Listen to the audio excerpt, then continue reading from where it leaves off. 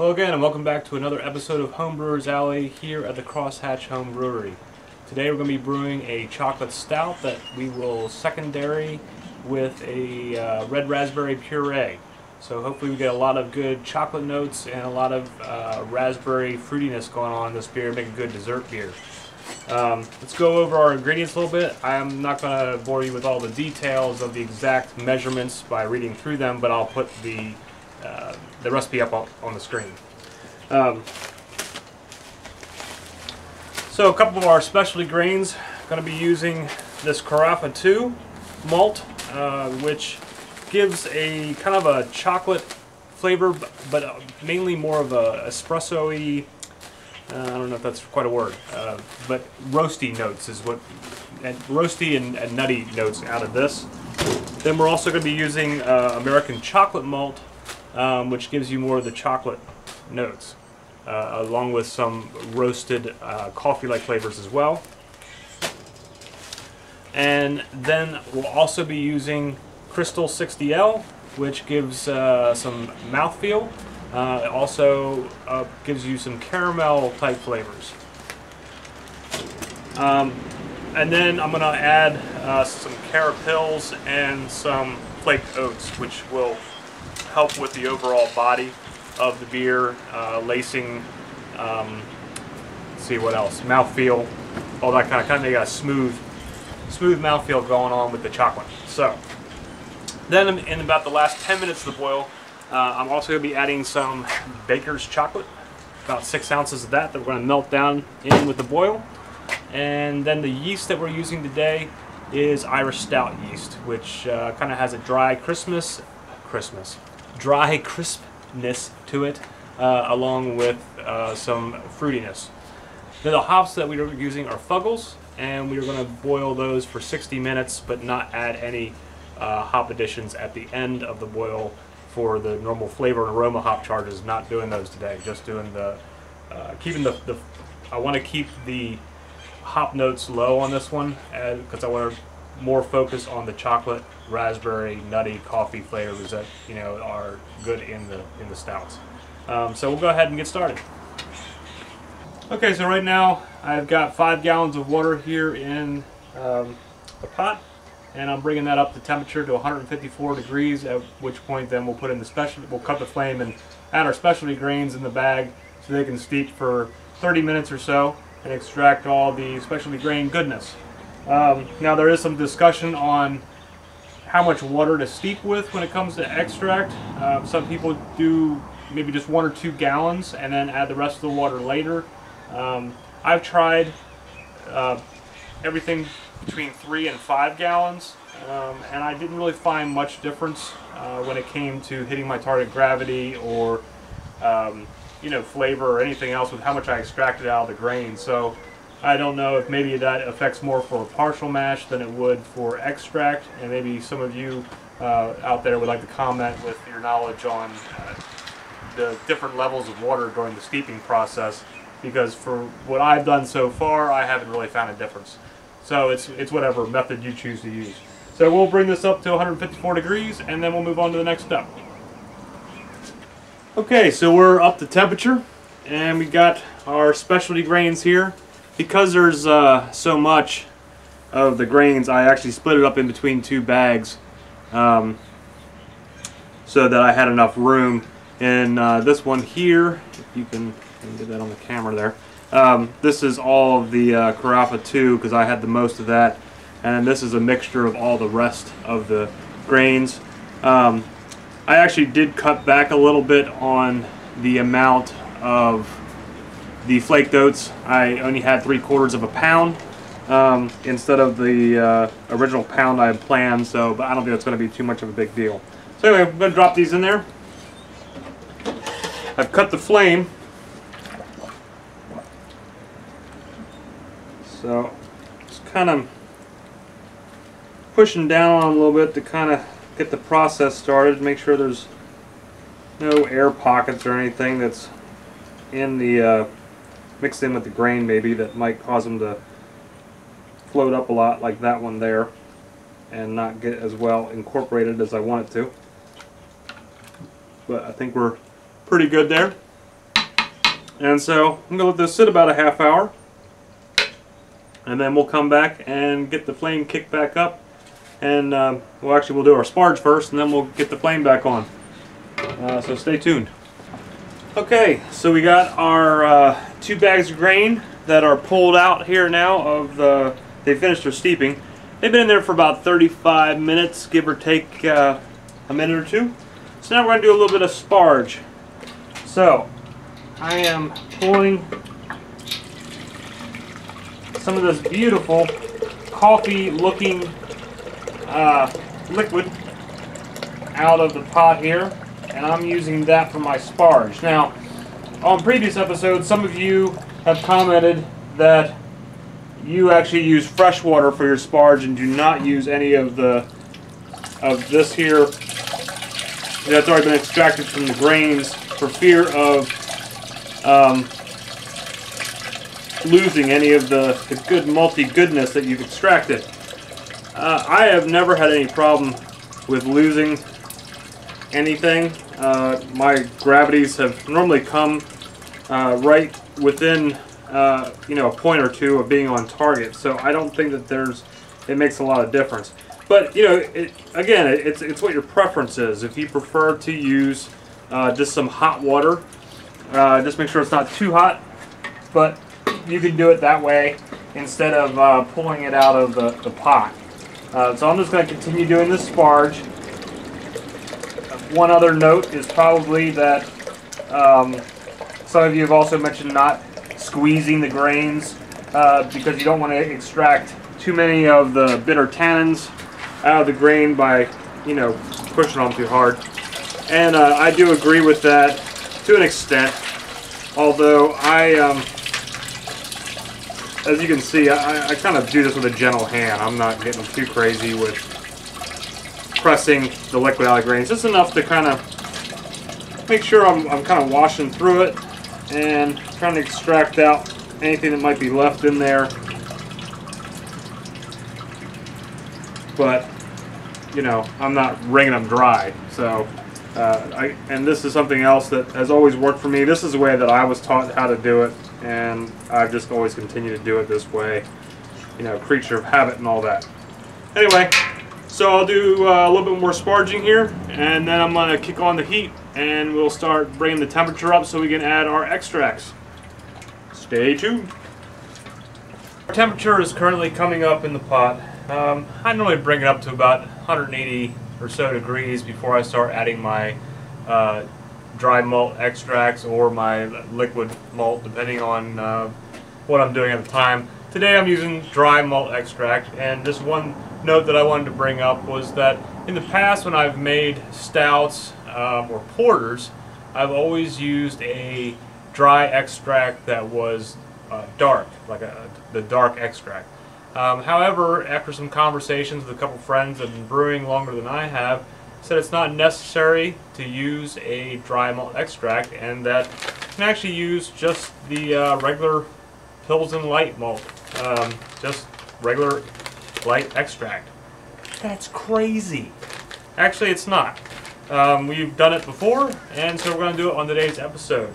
And we'll see how it affects our color. Now, you probably noticed during the sparge how dark that liquid was I was sparging with, of what we extracted out of the specialty grains. And to keep in the stout style, we want to keep a good dark color going on there. And the fear was before that if you added a light malt extract, that it would, lighten it up too much, especially because really the bulk of your fermentables come from these bags of malt. I mean, out of 7-8 pounds of your total amount of grain, at least 5 or 6 of it normally is your extract. So you would think that would lighten it up or not. But today I'll show you that it does not, and you will still keep your dark color. I know, crazy, right? But that's all. All right, bye. Okay, so we've already actually got a rolling boil going on here, and I'm going to go ahead and add the light extract now. it actually came up to a boil a little bit faster than I expected. I think that's because I had the flame up a little higher and was kind of chilling and not really paying attention. So anyway, I'm adding all the light extract now. I pre-opened all the bags. Normally I get this in 3 to 5 pound, either 3 or 5 pound bags.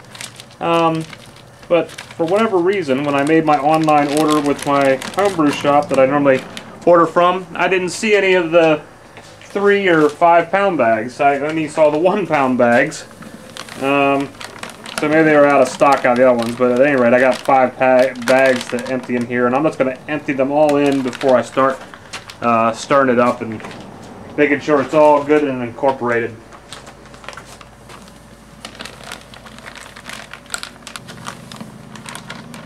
And also with adding all this, this is going to bring the temperature down a little bit.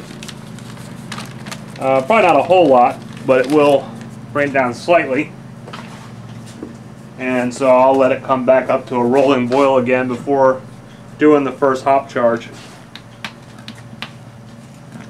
Now, one thing I have seen on some of the discussion forums for home brewing is that when you add your malt extract in earlier in the boil, it can cause your beer to have a darker color. And so I think, since I always add my extract right at the beginning, that might also help with the overall color that we're going for the stout, where I was mentioning earlier that it's okay to put in a light extract rather than purchasing a dark.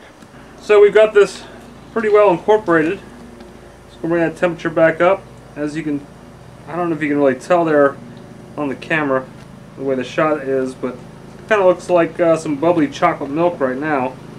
It did lighten up some, but not to the extent that you would think when it comes to adding 5 pounds of a light extract to a stout.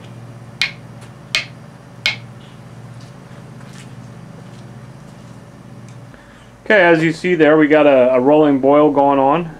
I just cut the heat back because you can see how high up that's come from the last shot that we took.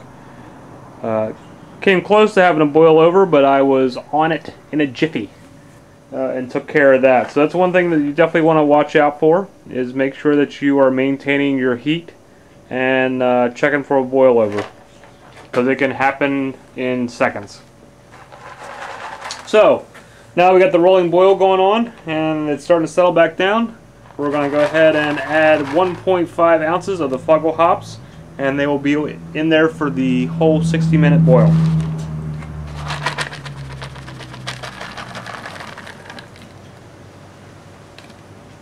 That's it.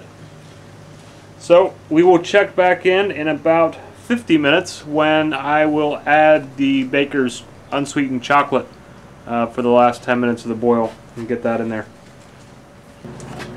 Okay, so the wort's been boiling now for about 40 minutes, and when we get to the 50-minute mark, I'm going to be adding this. See that there over the Baker's chocolate unsweetened.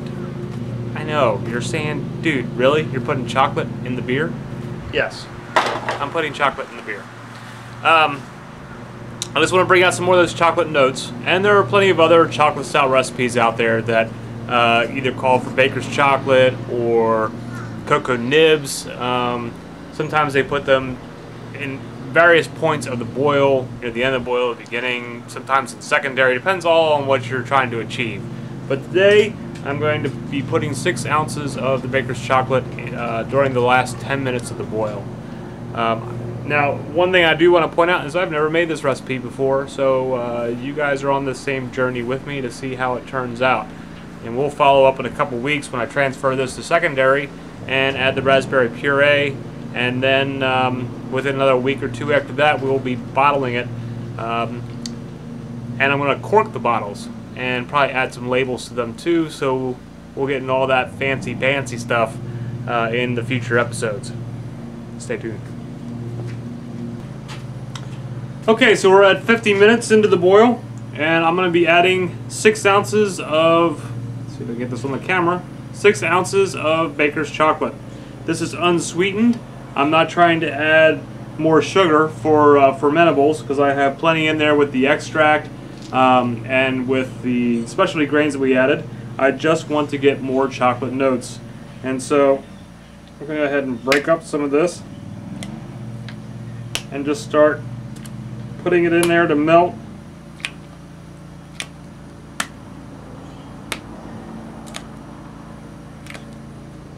Got chocolate all over my hands here.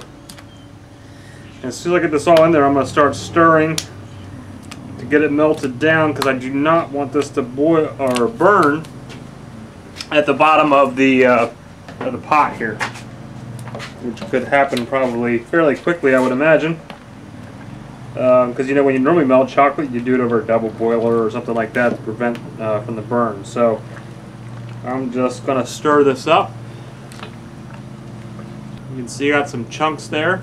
It is melting down fairly quickly because we, got a light rolling boil. It's been going on here for the last hour, so it's definitely pretty hot.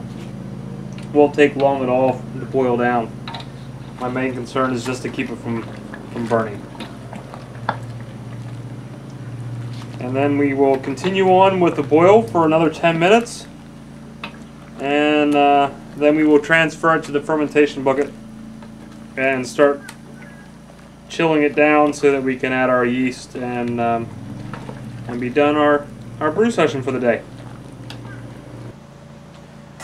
Okay, so our wort's been boiling for an hour. I just cut off the flame, and now we are going to put it into the primary fermentation bucket so I can chill it down.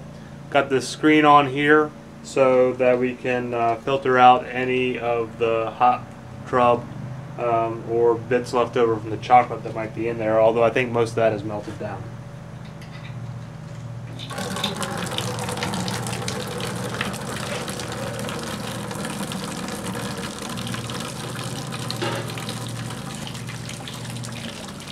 So you see how dark the liquid is that's coming out there, and that's even with using 5 pounds of light extract. So it's okay to use that, and you don't have to buy the dark extract when you're making a stout. Light will work just as well.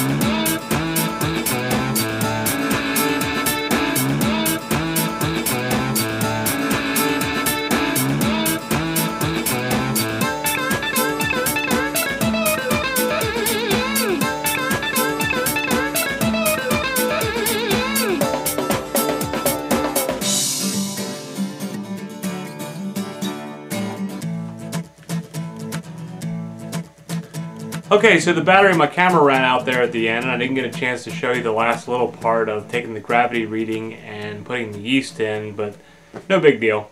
Our original gravity has come out at 1.056, a little bit lower than what my original recipe called for, which was 1.061. However, remember I did remove a 1/4 pound of the flaked oats, so I think that will have reduced the amount of what our starting gravity should be, and I will put that on the calculator and redo it and see where we should come out, and I'll give you an update on the next episode. So where are we at now? It is now fermenting, and I will probably leave it in the primary fermenter for at least 2 weeks, maybe 3, because I have a limited amount of carboids. And last week I brewed some wheat beer that I'm going to secondary with some other spices and fruits and do a little special wit So I have to wait until I have some carboy space to transfer this stout over to do the raspberry puree. But we'll keep you updated on how things are progressing. And that's about it for today. This is our first brewing episode for 2014. And I hope all of you are having success with all of your home brews. In the meantime, relax, don't worry, and have a home brew. And I will catch you next time on the next episode of Homebrewers Alley at the Crosshatch Home Brewery. Cheers. Yeah, I'm not drinking homebrew today. This is the Ranger IPA by New Belgium.